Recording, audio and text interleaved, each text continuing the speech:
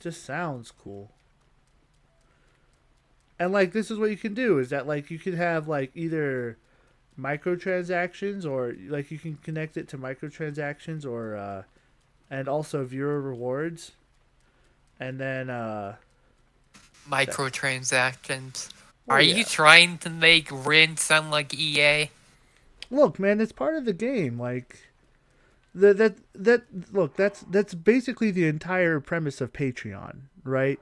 Is like, hey guys, we upload our stuff first on Patreon before we upload it to YouTube. So if you want to be the first to watch it, pay us a couple bucks. That's literally the entire premise of Patreon. So I'm not necessarily against like microtransactions and stuff. I just think that it's more like a concept of being forced into it. And also like um making sure that it's balance. That's another thing. So,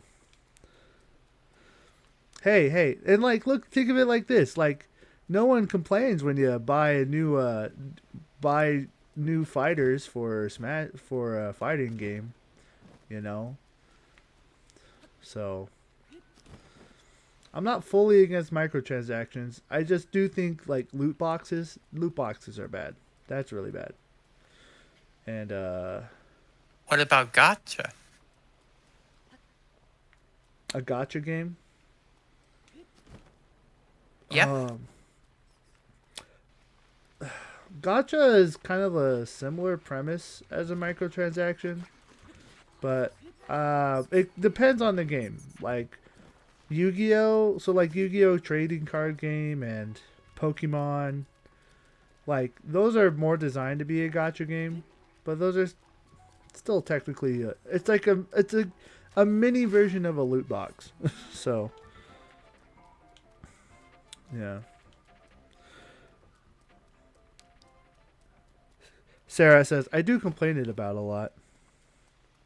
Microtransactions is just microtransactions plus gambling.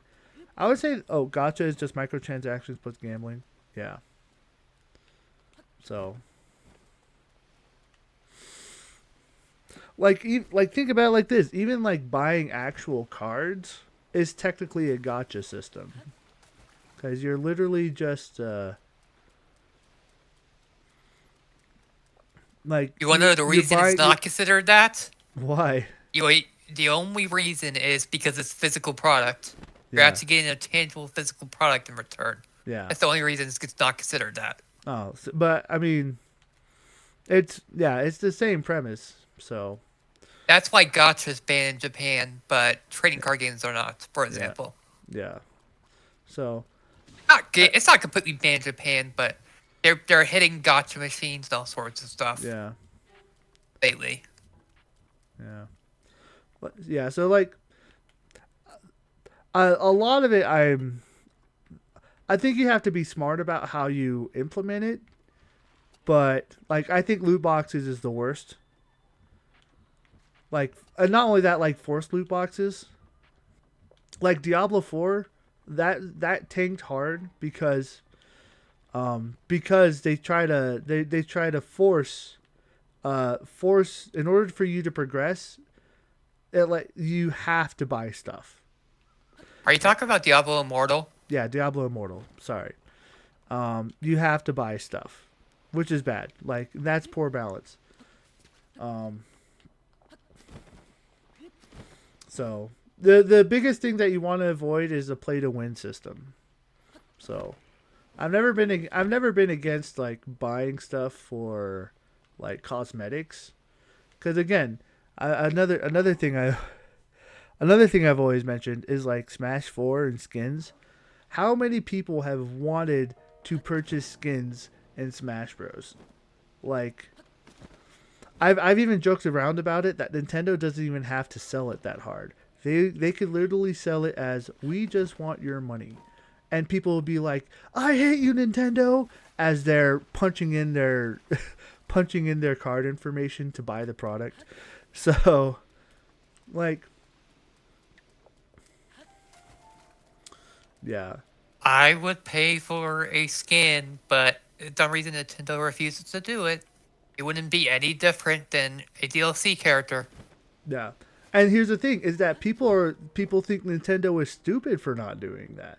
Like people want to buy skins. So it's I'm I'm not completely against all microtransactions. So there is a level where it's too much. And that's you don't want to be like EA or force loot boxes, kind of like what they did in was it Battlefront 3, I think. It's a reason. Battlefront 2 Yeah. and EA. It basically Disney got pretty ticked off because of it Yeah. and forced them to fix some of the Battlefront 2 problems. Yeah. Ren says, "Oh, games I create will only have cosmetics for sale. Not anything will be an advantage." Yeah. Yeah. So that and Fire Emblem Heroes has that problem, right? So when they implement new characters, it's called what's it called? It's called power creep, where in order to get people to, and Magic the Gathering has the issue too. A lot of trading card games actually have it, where to help sell the next thing, they They implement short print. a slightly powerful addition in that card deck, or a slightly additional character in Fire Emblem Heroes. But what ends up happening is that over time, those slight buffs end up becoming broken. So um that's one of the issues. That's why usually only doing cosmetics is okay, because if you try to do anything else beyond that, you end up accidentally unbalancing your game, and then you accidentally add stuff to try to rebalance your game, and it just kind of goes on. Or how about this? Just release good content, then people will buy it. Don't force people to buy it because it's OP. Just make it a character people want/will like. Yeah, yeah. The that's I do. I feel like there's some nuance to that though, because why do people buy stuff, right? Or why do people want stuff, right? What is determined as good content?